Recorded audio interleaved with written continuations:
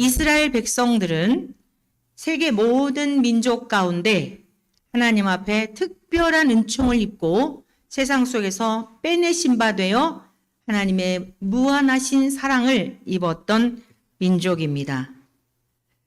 얼마나 그들에게 하나님이 은혜를 베푸셨는지 하나님이 모세를 통해 이렇게 말씀하셨습니다. 신명기 33장 29절에 기록된 말씀입니다. 이스라엘이여 너는 행복한 사람이로다. 할렐루야. 영적 이스라엘 백성이 된 저와 여러분들은 행복자인 줄로 믿습니다. 여호와의 구원을 너같이 얻은 백성이 누구냐? 그는 너를 돕는 방패시오. 사랑하는 성도 여러분, 하나님은 저와 여러분들을 돕는 방패가 되시는 줄로 믿습니다. 내 영광의 칼이시로다. 하나님께서 우리를 둘러 악한 자들로부터 보호하시고 이 세상의 험한 풍파로부터 넉넉히 보호하여 주셔서 그토록 하나님이 원하셨던, 세상이 창조되기 전부터 원하셨던 그 영원한 하나님의 나라에 넉넉히 인도해 주실 줄 믿습니다. 내 대적이 내게 복종하리니 내가 그들의 높은 곳을 밟으리로다. 여러분, 세상을 살아가다 보면 억울한 일을 당할 때가 있죠. 여러분의 억울함을 세상에서 다 표현할 수도 없고 오히려 여러분들은 피해자의 삶을 살 수도 있을 것입니다. 특별히 선을 행하다 그러한 일을 당할 경우도 있을 것입니다. 앞으로 살아가는 여정 속에 그러한 일을 당할 수도 있을 것입니다. 그러나 낙심하지 마시기를 바랍니다. 내 대적이 내게 복종한다고 말씀하고 있습니다. 여러분을 괴롭혔던, 하나님의 의로운 백성들을 괴롭혔던 그 대적들을 하나님이 친히 물리쳐 주시고 내 앞에서 복종하게 하신다는 것입니다. 하나님의 자녀가 된 백성들에게 베푸시는 은혜가 이토록 놀랍습니다. 자, 여기에 나오는 말씀 가운데 행복이라는 단어는 여러분들이 굉장히 좋아하는 단어일 것입니다. 아니, 온 인류가 소망하며 지금 이 시간에도 우리는 하나님 앞에 나와 예배를 드리지만 어딘가를 향하여 또는 일터에서 산과 들로 각각 어느 방향을 향하여서 다 흩어져 자기들이 원하는 열망하는 것들을 추구하고 있지만 궁극적인 것은 무엇을 얻기 위함일까요? 행복한 삶을 위한 거 아니겠습니까? 동의하십니까? 오늘 예배 자리에 나온 저와 여러분들은 이 행복이라는 개념이 어떠한지를 명확하게 아시고 우리가 헛된 데서 행복을 찾으려고 하는 그 수많은 시간들 허비하는 일이 없기를 축복합니다. 이 행복이라는 단어는 곧다, 옳다, 곧다, 옳다, 앞으로 가다, 정직하다, 복되다고 하다, 안내하다, 구조하다라는 이러한 단어에서 유래한 거예요. 옳고 정직한 삶을 살 때에 여러분 그 만족한 삶으로 안내를 받게 되고 우리가 빠졌던 어떤 구렁텅이에서 구조해 주시는 그 어떤 은혜를 입을 때에 비로소 행복한 겁니다. 있습니까? 눈치채셨죠? 인간의 힘으로 얻어지는 게 아니라는 이야기입니다. 누군가에 의하여서 구조되었을 때에 죄 가운데 빠져 허덕이는 모든 인생들이 죄책감으로 인하여 자책을 하고 또는 상대적 빈곤감을 느끼면서 스스로 불행하다고 느끼며 세상을 향해 자신감이 없이 살아가는 기가 죽어 있는 그러한 사람들에게 하나님께서는 눈을 들어 그들을 보시며 오늘 저와 여러분들을 바라보시며 창세전부터 하나님이 우리를 얼마나 사랑하셨든지 사랑하시기로 작정하시고 성자 예수님을 보내주셔서 저와 여러분들을 구출해 주심으로 하나님 안에서 행복한 자가 되게 하신 줄로 믿습니다. 돈이 많은 것이 행복이 아닙니다. 사람들은 돈이 많은 것이 행복한 삶을 살도록 이끌어줄 줄 알고 부단히 물질을 추구합니다. 그런데 이것은 심각한 중독성이 있어서 1,000원을 가지면 2,000원을 갖고 싶고 마저 8,000원을 채워 10,000원을 만들고 싶고 우리 어린 시절 다 경험했잖아요. 1,000만 원이 있으면 여러분 그 돈을 늘려서 2,000으로 1억으로 1억이 있으면 2억이 되고 10억이 있으면 20억이 되고 그렇게 인간들은 목마름 속에 살다가 허덕이다가 아주 피폐한 모습으로 삶을 마치는 것이 이것이 보통 인간들의 삶입니다. 성경에서 말씀하고 있는 이 행복이라고 하는 것은 우리가 생각하고 있는 개념과 학교에서 배웠던 여러분 자기계발서에 나오는 이러한 것들과는 전혀 다른 우리가 옳은 길을 갈 때에 정직한 삶을 살 때에 근데 우리는 정직한 삶이 무엇인지를 알 수 있는 능력 자체를 상실한 자들이에요. 그런데 죄와 허물로 죽었던 우리를 그리스도께서 살려주셔서 죽었던 우리의 영이 깨어나게 되니까 하나님의 은혜를 알게 되고 하나님이 무엇을 기뻐하시는지를 알게 되어 모든 삶의 기준이 되는 성경이 중심이 되어서 그 옳은 길, 정의의 길, 공의의 길, 바른 길, 남들이 볼 땐 답답한 듯 하여도 그 길을 가는 자들. 여러분, 이러한 사람들이 행복자라는 사실을 믿으시기를 축원합니다. 복되다고 하다. 누군가 나를 향하여 복되다고 인정해 줄 때. 근데 다 자기 살기에 바쁘고 자기의 삶도 근근히 채우기 힘든데 일주일 동안 여러분들을 향하여 누군가 아우 당신은 정말 복돼요. 뭐 아우 진짜 복땡이야. 복덩어리야. 들어보셨습니까? 다 압박하여 남을 돌아볼 겨를이 없습니다.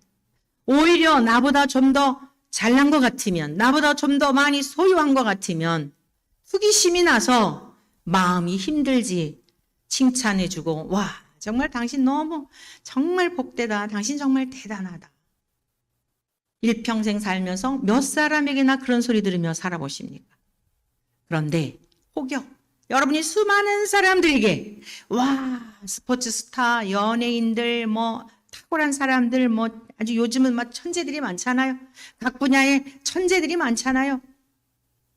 그런데 여러분 그러한 상대적 그 누군가 복되다고 칭찬해 주는 데서 오는 만족이 아니라 저와 여러분들을 창조하신 하나님께서 죄와 허물로 죽어 있던 우리들을 위하여 예수 그리스도를 보내주시고 우리를 향하여 너무 이쁘다, 복되다.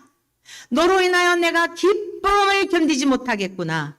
스바냐 3장 17절에 있는 말씀과 같이 하나님이 저와 여러분들을 보시고 어떻게 이렇게 이쁘니 내 새끼.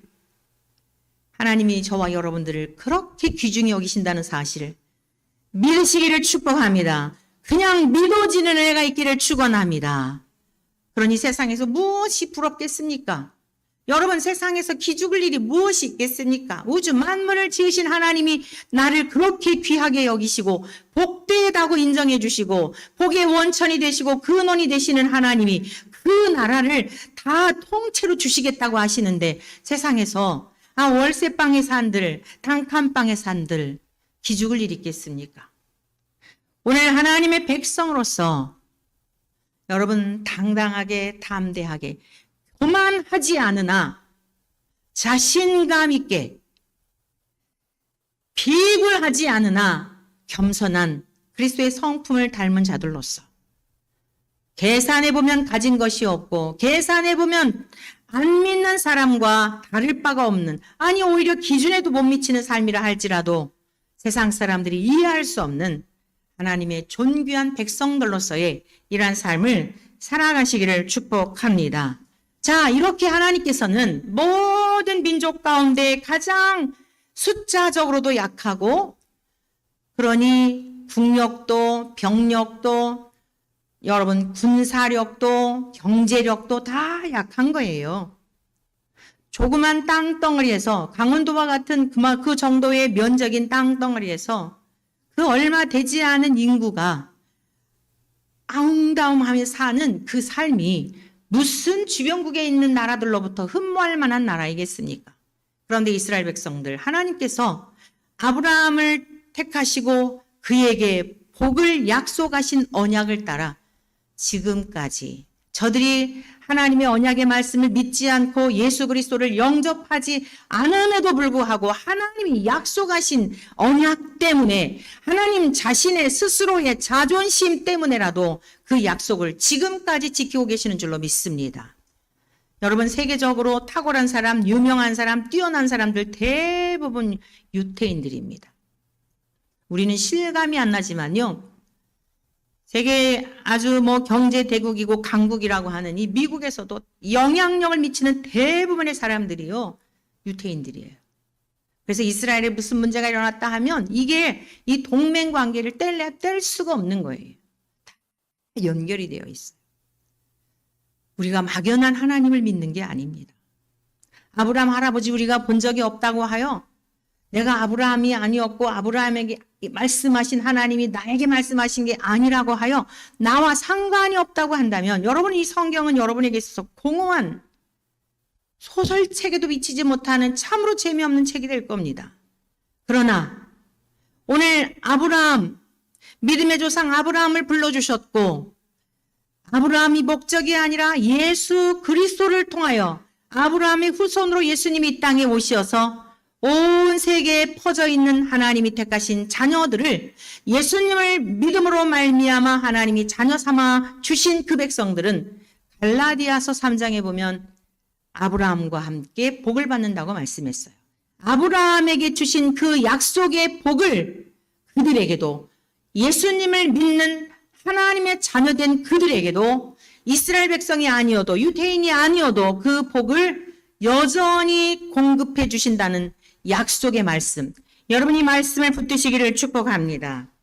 이스라엘 백성들만 그렇게 복을 주신 것이 아니라는 거예요. 오늘 이 시대를 살아가는, 오늘 주 앞에 나온 저와 여러분들은 영적 이스라엘 백성을 삼으셔서 하나님이 한량없는 은혜와 복으로 지금까지 우리를 인도하셨고 앞으로도 넉넉히 그렇게 우리 모두를 인도하여 주실 줄로 믿습니다. 자, 그런데 이제 문제가 무엇인가 하면 이스라엘 백성들은 이 땅에 오셨던 예수님, 선지자들을 통하여 아브라함을 통하여 예언하신 그 주님을 영접하였느냐? 영접하지 않았습니다. 오히려 예수님을 박해하였고 예수님을 십자가에 못 박아 죽게 하였던 것입니다. 오늘 본문 말씀을 같이 보시겠습니까? 자, 그러므로 생각하라. 너희는 그때 육체로는 이방인이요 손으로 육체 행한 할례를 받은 무리라 칭하는 자들로부터 할례를 받지 못한 무리라 칭함을 받는 자들이라. 자, 에베소는 우상의 도시였습니다. 이방 나라입니다. 아주 대단한 우상의 도시예요.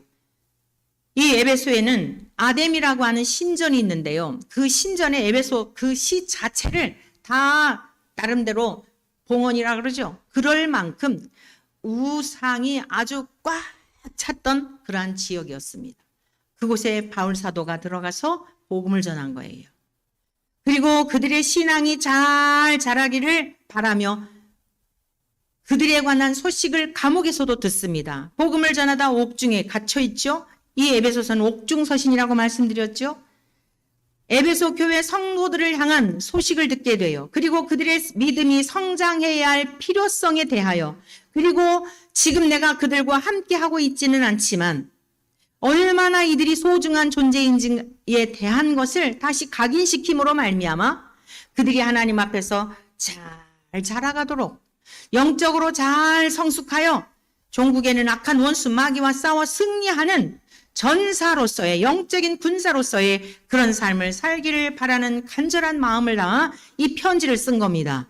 그래서 지금 그들을 향하여 1차적으로는 에베소 교회 성도들을 향한 편지이기 때문에, 그리고 2차적으로는 우리 모두를 향한 내용이에요. 우리들도 다 이방인이었잖아요. 그래서 에베소 교회 성도들을 향하여 이와 같은 표현을 하고 있는 겁니다. 그러므로 생각하라. 그때가 언제죠? 바울이 예수님의 복음을 전해주기 전의 상태, 그들이 예수님을 믿기 이전의 상태, 그때가 어땠느냐면은 육체로는 이방인이었다는 것입니다. 이스라엘 사람들은요, 하나님이 택하신 선민이라고 하는 증표로다가, 표식으로다가 남자아이가 태어난 지 8일이 되면 생식기의 표피를 제거하면서 이제 할례를 행합니다. 이게 이스라엘 백성들의 상징이에요. 표식이에요. 징표입니다. 그 할례를 받지 못했다면 이건 이방인인 거예요.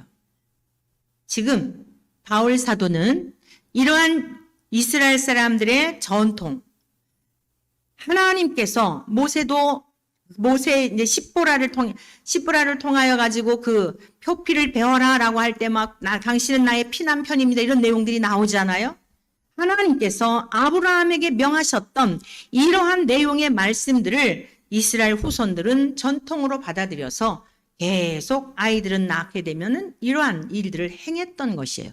그래서 지금 바울 사도는 에베소에 있는 이 사람들, 하나님을 믿고 주님께로 돌아와 예수님을 믿음으로 하나님의 자녀가 되었지만 믿기 이전의 상태, 그 전에는 유대인들로부터 멸시를 당하고 너희들은 이방인이야 할례를 받지 못했잖아 라고 하면서 그렇게 멸시를 받았던 자들이다 라고 하는 것을 상기시키고 있는 거예요.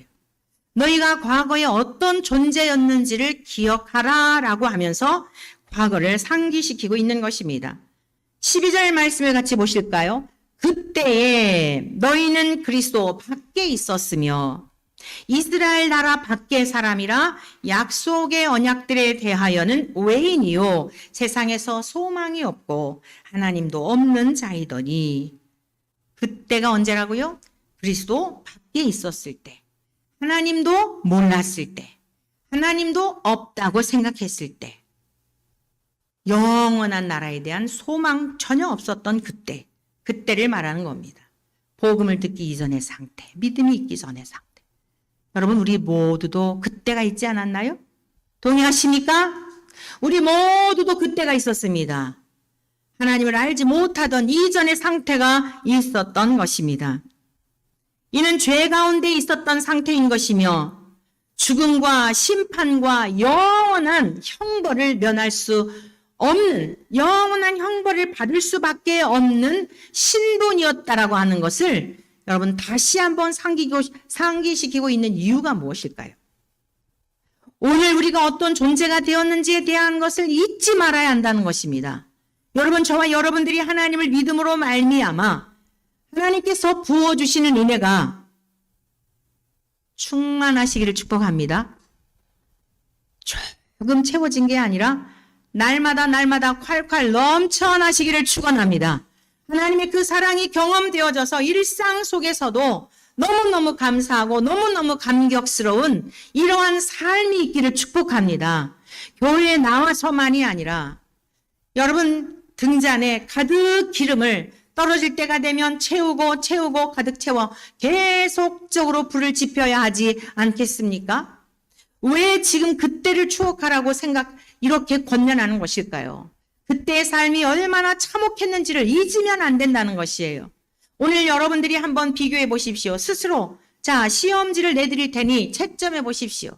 여러분이 예수님을 믿기 이전의 상태와 오늘 하나님 앞에 나와 예배를 드리고 있는 이 시간, 마음의 상태가 이전과 이후 오늘의 삶이 확연히 달라졌는지 아니면 똑같은지, 만일에 똑같다고 한다면 이거 문제가 있는 것입니다.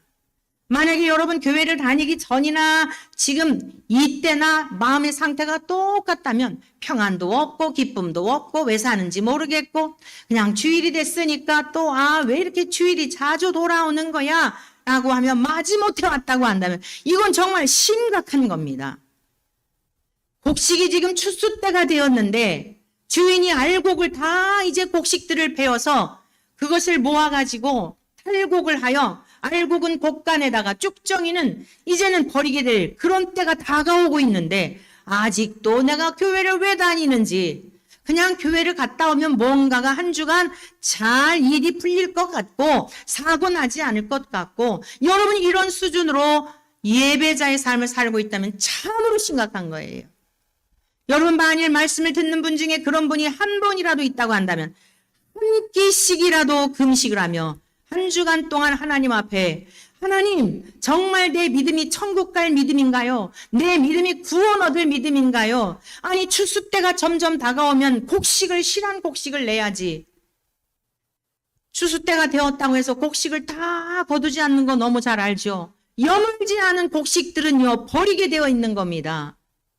오늘 사랑하는 성도 여러분, 왜 에베소 교회 성도들을 향하여 그때와 현재에 대한 것, 이제와 그때, 그리스도 밖에 있었을 때와 그리스도 안에 있었을 때를 비교하면서 대조를 이루면서 이렇게 강력하게 말씀을 하고 있는지 성령님께서 성령의 감동하심으로 바울 사도를 통하여 기록한 이 말씀이 유구한 세월이 흘러도 여전히 우리에게 동일하게 역사하는 말씀인데 우리에게 주시는 음성은 무엇인지 성령님께서 들려주신 음성을 들으시기를 축원합니다.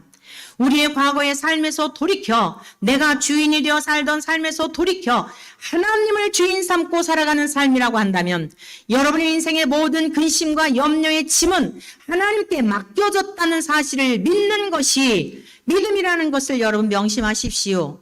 내가 주인이 되어 살던 삶에서 하나님이 입술로만이 아니라 나의 주님이십니다라고 하는 고백이 존재 자체로 하나님 앞에 반응하지 않는다면 아직도 여러분이 주인이 되어 살고 있다는 뜻입니다. 그러니 염려하고 근심하고 세상이 재미없고 뭔가 잘 될 때는 신이 나고 올라갔다 내려갔다 조증 환자처럼 조울증 환자처럼 여러분 이게 진정한 그리스도인의 모습은 아니라는 거예요. 바울 사도가 지금 어디 있다고요? 감옥에 있어요. 감옥에. 바울 사도는 부활하신 예수님을 만나고 나서 너무도 정확하게 자기 인생의 비포와 애프터가 완전히 달라졌던 것입니다. 이전과 이후가 완전히 달라졌기 때문에 여러분들도 한번 생각해 보시오. 진짜 부활하신 예수님 만난 거 맞습니까? 라고 물음을 던지고 있는 거예요. 모든 세대를 향하여 물음을 던지고 있는 것입니다. 사랑하는 성도 여러분, 우리가 과거에 괴로운 것을 자꾸 기억하는 것은 주님이 기뻐하시는 게 아니에요. 왜냐하면 우리의 죄악의 짐을 다 주님이 담당하셨기에 그리고 우리의 죄를 동의서에서 먼 것 같이 옮기셨기에 죄책감에 빠지는 것은 하나님이 기뻐하시는 것은 아니나 우리가 어떠한 상태에서 하나님의 은혜를 입었는지에 대한 것은 우리의 생명 다할 때까지 잊지 않기를 축복합니다. 축복합니다. 말씀을 들을 때에 여러분들이 그냥 가만히 앉아가지고 아유 알겠습니다 하는 거하고 열심히 반응하여 아멘으로 화답하는 것은 여러분들이 하나님 앞에 고백으로 받아들이기 때문에 영적 유익이 여러분 자신에게 많은 유익이 있습니다. 그러므로 여러분들을 향하여 하나님의 말씀이 선포될 때에 담대하게 전심을 다하여 기쁨으로 간절한 소망을 담아서 아멘으로 화답하시기를 바랍니다. 자, 두 번째. 우리가 잊지 말아야 할 것이 있습니다. 이제를 생각하라는 거예요. 현재. 지금의 상태를 생각하라는 것입니다. 13절 말씀 다 같이 읽습니다. 시작. 이제는 전에 멀리 있던 너희가 그리스도 예수 안에서 그리스도의 피로 가까워졌느니라. 할렐루야. 여러분 부부지간에도요. 뭔가가 같이 사는데도 서먹한 거는 정말 괴로운 거예요. 그죠? 뭔가가 어색하고 뭔가가 불편하고 여러분 친구지간에도요. 뭔가가 책 잡힐 것 같고 흉볼 것 같고 뭔가가 괜히 있으면 그 친구 오래 못 갑니다. 불편한 관계는 오래 갈 수가 없어요. 아무 말을 하지 않아도 부부의 특징이 어때요? 그냥 아무 말을 하지 않아도 그냥 내 몸에 팔이 붙어 있는 것처럼 그것을 막 부정적으로 얘기하는 경향도 있지만 네 살인지 내 살인지 모른다고 그런 말들을 하지만 여러분 부부는요 오래 살다 보면 뭐 아무런 얘기를 하지 않아도 각자의 생각 속에 빠져도 그냥 편안한 거예요. 오늘 예수 그리스도를 믿는 그리스도의 신부된 성도라고는 저와 여러분들이 말씀하시고 있는 것처럼 전에는 멀리 떨어져 있었어요. 하나님 얘기하면 부담스러웠어요. 누군가 여러분들에게 딱 보니까 예수쟁이가 와서 교회 가자고 하고 예수 믿자고 하면 막 너무 불편하고 피하고 싶고, 우리 교회 성도님들도 그런 고백하는 분들 여럿 있으셨어요. 거짓말하고, 나 교회 다녀요. 어느 교회 다녀요? 그러면 또 이제 거짓말은 들통이 나죠. 나 불교 다녀요. 그냥 피하느라고. 이게 뭐죠? 전에 어떤 상태였어요? 그리스도와 멀리 떨어져 있어서 그 이름조차 듣는 것 부담스러워. 하나님? 무슨 하나님이 계셔. 하나님이 계시다면 이렇게 악한 사람들이 많을 수 있어? 아니, 저 살인자는 왜 내버려 두는 거야? 우리가 이전에는 멀리 하나님과 떨어져 있었지만 이제는 그리스도 예수 안에서 주님과 연합이 되어 하나님 이름만 불러도, 우리 주 예수님 생각만 하여도, 그 이름을 떠올리기만 하여도 가슴이 벅차오를 수 있는, 여러분 얼굴에 근심이 꽉 찼다가 우리 주님만 생각하면 여러분의 근심기가 사라지고, 여러분의 얼굴에 냉소적인 그 빛들이 다 사라지고, 나도 모르게 절로 주님을 향하여 예쁜 아기를 보면, 그냥 아주 순결한 아이를 보면 절로 웃음이 나잖아요. 여러분 정말 너무너무 반가운 분 만나면, 너무너무 사랑하는 사람, 진짜 보고 싶었던 사람, 군대 갔던 아들 처음 면회 왔을 때, 여러 번 왔을 때 말고 여러 번 왔을 때 말고 처음 왔을 때 그 아들을 보는 엄마의 마음, 아빠의 마음처럼, 여러분 마음이 힘들고 어려웠다가 이 세상의 여러 가지 일들을 바라보며 낙심했다가 우리 주님만 생각하면 근심이 사라지고, 할렐루야.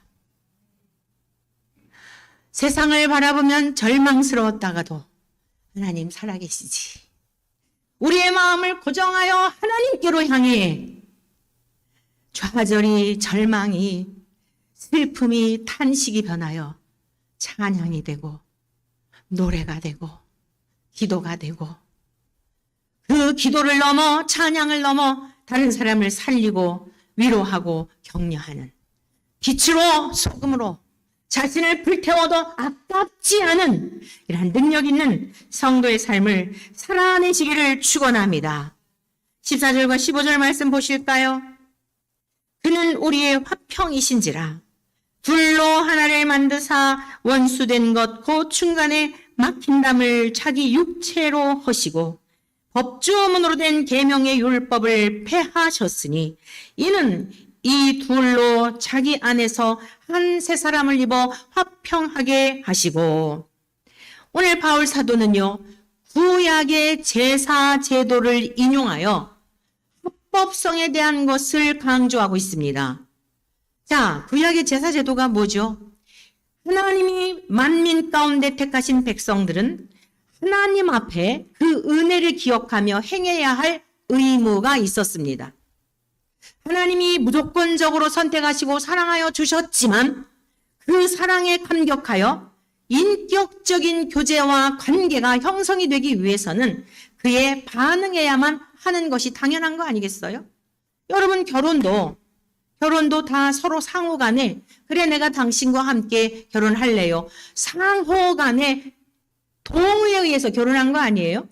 만약에 어느 한쪽이 원한다 그래가지고 한쪽은 싫어하는데 무조건 데리고 가서 사는 것은 겁탈하는 것이고, 여러분 그것은 법적으로 걸리는 거예요. 하나님은 매우 인격이십니다. 인격적이세요. 영이시지만 보이지 않지만 인격적이시라고요. 믿습니까? 인격적인 하나님을 인격적으로 대우해 드리기를 축원합니다. 여러분들이 일상에서 삶 속에서 하나님이 인격적으로 대우해 드리는 것은 늘 하나님이 보고 계신다는 믿음으로 사는 게 인격적인 대우를 해 드리는 거예요. 교회 와서 예배를 드릴 때만이 아니란 말입니다. 여러분의 가정이 예배 현장이 되어야 하고, 여러분의 일터가 하나님께서 파송하신 선교의 현장이 되어야 하는 것입니다. 여러분, 제가 어제 그제 금요일이죠. 우리 이제 큰딸 그 가족들이 한 주간 여행을 다녀왔어요. 우리 이제 셋째 손주를 볼 9월 달에 이제 그 아이가 나온다 그래요. 그래서 일찍 휴가를 한 주간 다녀왔는데, 지금 우리 큰딸이 셋째를 가졌잖아요. 근데 이 큰 아이가 초등학교 4학년 우리 하율이가 얼마나 힘들게 했는지 몰라요. 정말 생각할 정도의 힘든 게 아니라 너무 힘들게 했어요. 이 셋째 아기를 용납하지 못해가지고. 그런데 이번에 여행을 가서 우리 딸이 깨달은 게 있대요. 그래가지고 이 아이한테 미안하다고 했다는 이야기를 하더라고요. 그게 무슨 내용이냐면 교회에 이제 아이들 있잖아요. 이 시골인데도 아이들이 있고 또 의정부에 목회할 때 이 아이들이 여럿 있었거든요. 그러니까 이제 막 아기들 보면은 이 또 목회자의 본능 자체가 그래요. 다 사랑스러워요. 막 너무 이렇게 막 이뻐하고 이런 표현을 하고 하니까 이제 이 아이한테 이게 뭐 이제 묻기도 하고 이런 얘기가 자연스럽게 나왔겠잖아요. 근데 번번이 그랬대요. 절대로 이 셋째 아기 낳는 일 없을 거야. 이랬다는 거예요. 그걸 여러 번 그랬다는 거예요. 제가요, 그 얘기를 듣고, 그러니까 이 아이 입장에서는 부모를 절대적으로 신뢰하잖아요. 여러분, 우리 부모가 왜 어렵냐? 부모 노릇하는 게 힘든 이유가 있어요. 이게 삶으로 보여줘야 하기 때문이에요. 이 목사가 힘든 게 뭐냐? 이 강단에서만 설교하면 괜찮은데, 이게 가정의 평신도하고 함께 살잖아요. 딸이지만 평신도라고요. 평신도 입장에서 어디 강단에서 하신 말씀대로 사나 하고 이렇게 하는 건 아니지만 자식의 입장에서도 이 말씀대로 부모님이 그렇게 사나 이런 것을 그냥 그게 자연히 보여지는 거예요. 목회자의 자녀들이 굉장히 일탈하는 경우가 많다 그래요. 이중적인 모습 때문에. 강단에서 설교하는 거하고는 전혀 다르게 집에 가서 막 아빠가 폭군이거나 아빠가 뭐 완전히 이중적인 이런 모습을 보일 때 자녀들이 하나님에 대한 신뢰를 하지 못하는 거죠. 그러니까 이 아이가 절대로 네 셋째 동생은 낳지 않을 거야 라고 여러 번 얘기를 했는데 어느 날 갑자기 그것도 다른 사람을 통해서 아기 가졌다는 이야기를 듣게 되었다나 그랬대나 봐요. 굉장히 신뢰감이 깨어졌던 거예요. 제가 생각할 때. 우리 딸도 그걸 깨달았대요. 절대적으로 엄마 아빠를 믿었던 아이가 그게 분명히 얘기했는데 나한테 직접 얘기도 안 하고 그 얘기를 할 기회가 없이 어떻게 해서 아무튼 그렇게 됐다 그래요. 그러니까 사실은 다 자기의 마음의 표현을 할 수 없고 세상에 태어나서 절대적인 신뢰를 보였던 그 부모에게서 말과 행실이 다른 것에서 오는 이 상처로 인하여 그 어떤 엄마가 이게 뭐 다른 사람하고 얘기할 때 뭐 아기 얘기하고 임신했다는 얘기 막 뒤집어지는 거예요. 감당이 안 돼가지고. 제가 일주일 동안 가서 아이를 말씀으로 양육하고 그러고 왔었잖아요. 하나님의 정말 은혜로 또 많이 또 그 기회를 통해 이제 성숙하고 좋은 은혜의 시간이었지만은 여러분 제가 많은 것을 깨달았어요. 우리 집에 강아지 키우잖아요. 이 강아지가 얼마나 주인을 의존하는지 몰라요. 그래서 밥 먹을 때도 와서 제가 약간 의자를 빼고 앉으면 제 뒤에 앉아가지고 이게 자기 몸하고 붙이느라고. 밤에 잘 때도요, 저 발치에 감히 여기로 오지는 못해요. 어떻게 해서라도 그 주인하고 애착 관계를 표현하려고. 제가 오늘 아침 또 깨달은 게 있어요. 어제 그제 그 얘기를 들으면서 아이들이 막 집착을 하잖아요. 저도 엄청 집착을 했었어요, 어머니한테. 그래가지고 제가 10대 때 서울에 올라와서 1년 동안을 울었다니까요. 어머니 생각 때문에. 밤새 울었어요. 이 백엔일스 1년 동안을. 그래가지고 가만히 생각해 봤어요. 내가 이렇게 운다고 문제가 해결이 될까? 이 문제를 해결하려면 내가 시골로 내려가면 되는데 엄마 아빠가 서울로 오실 수는 없는데 그럼 내가 지금 서울 온 이유가 뭐야? 공부하려고 왔잖아. 너 1년 동안 시골에서 울다가 아빠가 학교를 안 보내주는 것 때문에 네가 올라왔는데 혼자 생각하는 거예요. 묻고 질문하는 거예요. 네가 엄마 보고 싶으면 시골 내려가서 살면 되잖아. 이거는 방법이 없구나. 내가 견뎌야 되겠구나. 그때부터 아주 독해졌어요. 눈물을 딱 그치고 울지 말아야 되겠다. 정말 독립적인 그때부터 그 훈련을 한 거예요.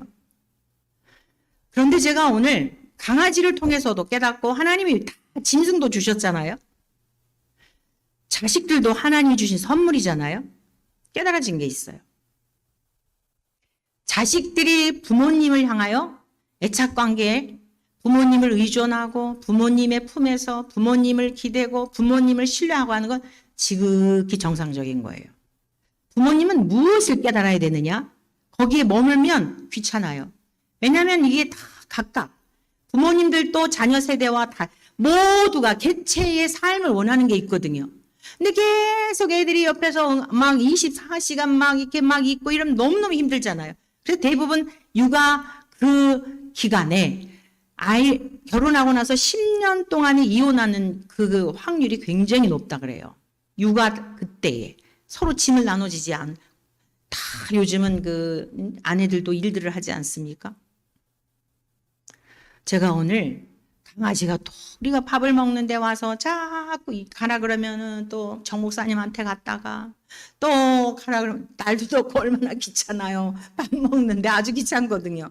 무릎에 앉아가지고 또 목사님은 또 그냥 뭐래도 주고 싶어가지고 근데 또 그거 주면 안 되잖아요. 그러니까 막 그냥 여기 왔다 저기 갔다 그냥 이래요. 그 이야기를 듣고 손녀딸의 이야기를 듣고 강아지를 보면서 깨달아진 게 있어요. 하나님이 왜 자식을 주시고 왜 짐승들을 주셔서 하나님이 이 모든 식물의 피조세계를 주셔서 우리에게 깨닫기를 원하시는 게 뭘까? 자식이 부모님을 그토록 갈망하듯 부모님의 품을 그토록 그리워하듯 부모님의 사랑을 받아야 될 때 받지 못하면 아이들이 다른 걸 통해서 채우려고 일탈을 하여 이상한 방향으로 나가게 되는 것은 여러분 우리 인생들을 향하여 하나님이 나만 바라봐. 나는 지치지도 않아. 너희를 귀찮아하지도 않아. 나는 너희들을 그저 보는 그 즐거움으로 살아. 육신의 부모들은 아이들이 24시간 붙어 있을 때 귀찮아서 누가 좀 봐주면 좋아하는 마음을 갖지만 솔직한 심정이잖아요. 그래서 어떤 때는 너무 귀찮잖아요. 그런데 하나님으로부터 그 은혜가 공급이 되면 하나님이 주시는 평안함이 있기 때문에 이 자식이 귀찮은 것이 아니라 이 자식을 보면서 교훈을 얻게 되니까 여러분 하나님이 주시는 사랑으로 흘러가게 되지 않을까요? 너무너무 귀한 깨달음을 가졌어요. 이 짐승을 보면서 우상이 되지 마라. 그거는 너의 우상이 아니야. 나보다 더 그걸 사랑하라고 준 게 아니야. 이 짐승들이 오직 너만을 바라보지. 오직 너에게만 집중되어 있지. 너의 발자국 소리만 나와도 짖지, 문으로 가지. 어떻게 좋아서 견딜 수 없어 하지. 짐승도 그러하거늘 너희들은 나를 향해 얼마나 기뻐하니. 너희는 얼마나 나를 즐거워하니. 너희들은 얼마나 나를 사모하니.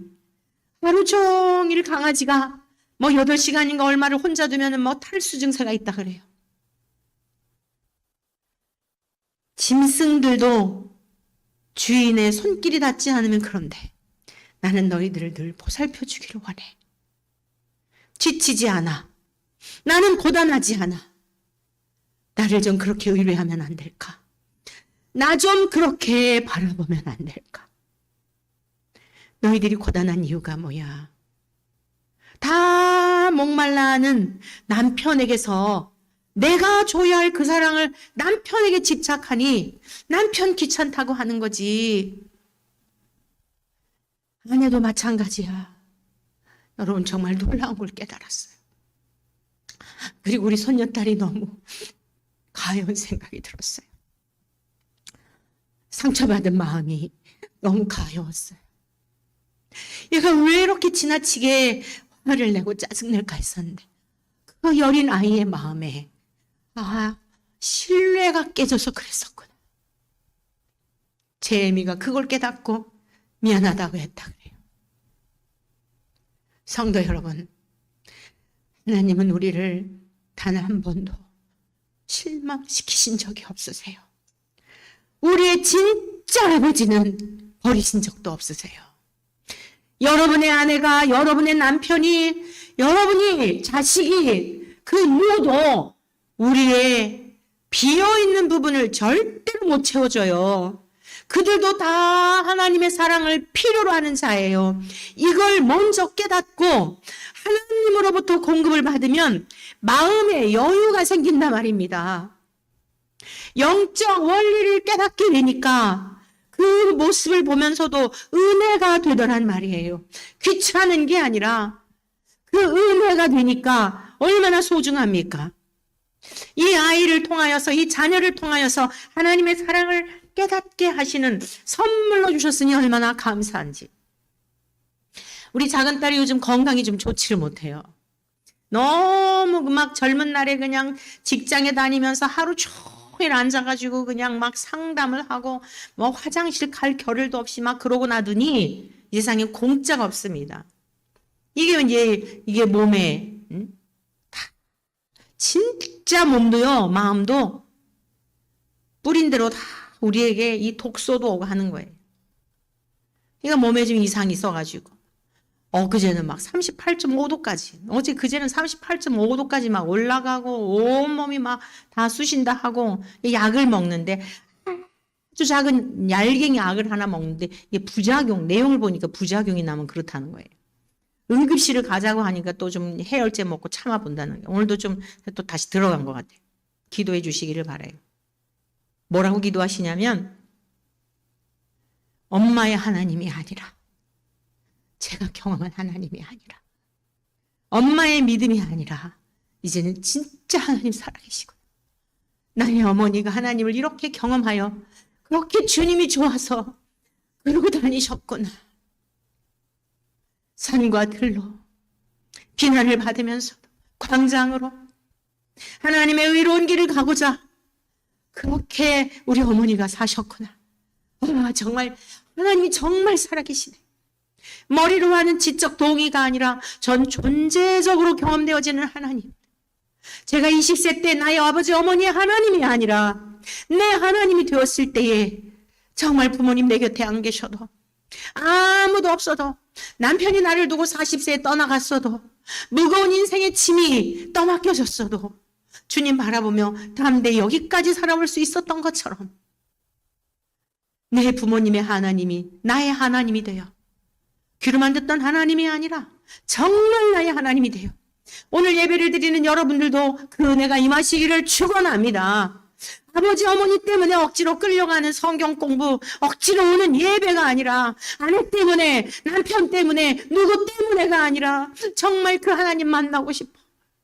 일주일 동안 집에서, 일주일 동안 일터에서, 길에서 주님을 늘 묵상하고 살아도 목마름이 있어 정한 시간에 집중하여 예배를 드릴 수 있는 이 주일을 그리워하며 하나님 앞에 드리는 감격스러운 그런 예배, 하나님 앞에 찬양을 드려도 눈물로 드릴 수밖에 없고 기도를 올려도 하나님 앞에 감격 속에 올려드릴 수밖에 없는 살아 역사하시는 그 하나님, 여러분이 하나님을 사랑하는 성도 여러분 모두 경험하시기를 축원합니다. 그 믿음이 여러분을 어떤 환난과 박해와 앞으로 살아가는 이 세상에 어떻게 변화가 나타날지는 정말 예측할 수 없습니다. 날마다 마지막 예배를 드리는 것처럼, 날마다 유언적인 삶을 사는 것처럼 그렇게 결단하며 살 수 있는 능력은 여러분이 나의 하나님으로 경험하지 않고서는 정말 주님 살아계시구나, 아브라함의 하나님이 나의 하나님이시구나, 20세 때 그 하나님을 만나고 나니 아무것도 두려운 게 없고 세상에 부러운 게 없고 소망하는 것이 없는 주님만 소망하는 열망으로 사라지더란 말입니다. 우리의 자녀들이 그러하기를 바라고, 자자손손 대대로 그러하기를 바라고, 사랑하는 성도 여러분, 여러분들이 그러하기를 축원합니다. 그 이유가 무엇입니까? 구약에는 제사를 드려 짐승을 잡아서 하나님 앞에 예배를 드려야 하였지만 예수님이 저와 여러분 때문에 하나님과 우리와의 막힌 그 담을 헐어주시려고 피를 흘려 전 존재적으로 쓸모없는 더럽고 누추한 우리들을 위하여 깨끗이 그 보혈로 씻어주셨기 때문이라는 것입니다. 그것이 지금 이제 내가 그리스도인의 신분이라는 것을 바울 사도는 감옥에서도 벅찬 감격을 가지고 에베소 도시에 가서 박해를 받으며 복음을 전할 때만이 아니라 정말 할 수만 있으면 뛰쳐가서 그들에게 말씀을 외치고 싶지만 갈 수는 없어 그의 필로다가 이렇게 안타까운 마음으로 이 편지를 남겼던 것이에요. 하나님은 그 마음을 연락하시고 그 당시에 편지로 끝난 게 아니라 지금의 이 시간까지 우리들에게 주고 계시지 않습니까? 사랑하는 성도 여러분, 이제 우리가 이 은혜를 입었다고 한다면 어떤 신앙의 결단을 해야 할까요? 하나님과 화목하게 되었다는 것을 기억하시기를 축복합니다. 하나님과 화목한 자가 되었어요. 낯선 하나님이 아니라 내 인생의 문제 속에, 외로움 속에, 고독 속에 문제가 막혔을 때에 세상에 사방을 둘러봐도 도울 자가 없지만, 나를 이해해 주는 사람이 아무도 없지만, 정말 알 것 같은, 이해해 줄 것 같은데 담벼락에 있는 것 같은 관계 속에서 여러분이 홀로 지쳐 눈물을 흘릴지라도 하나님은 여러분들을 그대로 알고 계시고 여러분들을 그대로 받아주시고 그저 주님을 찾기만 해도 고마워하시는 그 하나님의 절절하신 사랑. 여러분, 하나님과 화목되었다는 것은 이 깊은 이라는 은혜가 있다는 것을 믿으시기를 축복합니다. 십자가로, 예수님이 지신 십자가로, 여러분이 수직과 수평으로 되어 있지 않습니까? 종과 횡으로 되어 있지 않습니까? 유대인들은 작대기 믿음이었습니다. 율법을 통하여 자기들이 직통으로 하나님과 하나님 앞에 선택받은 백성으로서 자기들은 특별한 사람들이라고 율법 가지고 하나님께로 가려고 했던 거예요. 작대기 신앙이에요. 그런데 하늘로부터 오신 우리 주님께서는 하나님과 우리와의 막혀있는 그 담을 허물어 주심으로 말미암아 하나님과 우리와의 관계도 회복이 되어 우리가 하나님께로 직접 갈 수 있는, 기도할 수 있는, 예배드릴 수 있는 이런 은혜를 주셨고, 자, 여러분, 이웃과 이웃의 관계도 화평케 하는, 하나가 되게 하는, 화목케 하는 이 일을 주님이 감당해 주신 줄로 믿습니다. 저와 여러분들은 주님의 이 십자가의 은혜 때문에 하나님과의 막힌 담을 허물어 보시고 우리가 하나님께로 갈 수 있는 구원의 길이 되셨고, 이것은 영원토록 변함없는 진리의 길이 되셨고, 이것은 생명의 길이 되신 줄로 믿습니다. 부활을 얻는 유일한 길인 줄로 믿습니다. 우리가 이 은혜를 입었다고 한다면 어떠한 삶을 살아내야 한다는 것입니까? 바울 사도는 이런 고백을 했습니다. 로마서 1장 14절의 말씀인데, 내가 헬라인이나 야만인이나 지혜 있는 자나 어리석은 자에게 다 내가 빚진 자라라고 고백을 합니다. 예수 그리스도를 통하여 하나님과 막혔던 담을 허물어 주시고 주님 안에서 하나가 되고 보니 그 은혜가 너무너무도 감사하여 내가 빚졌다는 것을 깨닫게 된 거예요. 모든 사람에게 빚쟁이라는 심정을 갖게 된 거예요. 무슨 빚을 졌습니까? 사랑의 빚을 졌다는 거예요. 여러분, 그 사랑의 빚을 진 채무자의 심정을 갖게 되니 그의 헌신에 있어서 자랑할 것이 있었을까요? 여러분, 그 사랑의 빚진 자가 잘난 척할 수가 있었을까요? 온유하고 겸손하신 주님을 닮을 수밖에 없었겠죠. 주의 영이 그를 사로잡으니 그러하지 않았겠습니까? 이사야 57장 19절에는 이와 같은 말씀이 있습니다. 입술의 열매를 창조하는 자 여호와가 말하노라. 입술의 열매를 창조하는 분이에요, 하나님은. 할렐루야. 먼 데 있는 자에게든지 가까운 데 있는 자에게든지 평강이 있을지어다, 평강이 있을지어다, 평강이 있을지어다, 내가 그를 고치리라 하셨느니라. 우리 하나님께서 성자 예수님을 보내시기로 말씀으로 선포하신 내용을 그대로 응하셔서 예수님이 이 땅에 오시어 십자가에서 흘리신 피로 저와 여러분들과 하나님과 화목하게 하신 이 은혜를 베푸셨다는 말씀입니다. 오늘 저와 여러분들은 이 귀한 은혜를 입은 것으로 끝날 것이 아니라 오늘 저와 여러분들이 주님과 연합된 자가 되어, 우리 주님은 참 포도나무여 우리는 가지라. 우리가 가지가 나무에 붙어 있으면 열매를 맺나니 열매를 맺을 때 아버지께서 영광을 받으시고 아버지께서 제자라 칭하신다고 말씀하셨어요. 주님의 제자가 되는 것은 열매를 맺을 때예요.